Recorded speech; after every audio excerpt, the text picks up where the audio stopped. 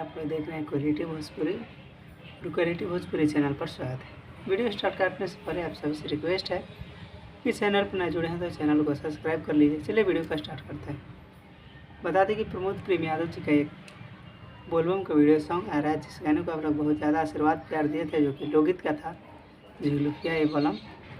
और उसी टाइप का बोलबम का आ रहा है जो कि प्रमोद प्रेम यादव जी का है, और गीत जो कि शैलेश राज यादव जी और म्यूजिक आर्या शर्मा जी का है, और वीडियो डायरेक्टर पंकज सोनी जी हैं। सृष्टि म्यूजिक से कल रिलीज होगा वह वीडियो सॉन्ग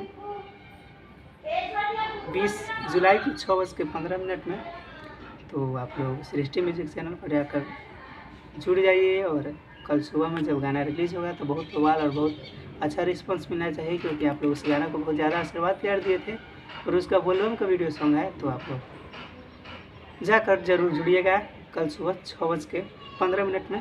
अगर वीडियो का अपडेट आप लोगों को पसंद आया होगा तो लाइक करके कमेंट में ज़रूर बताइएगा।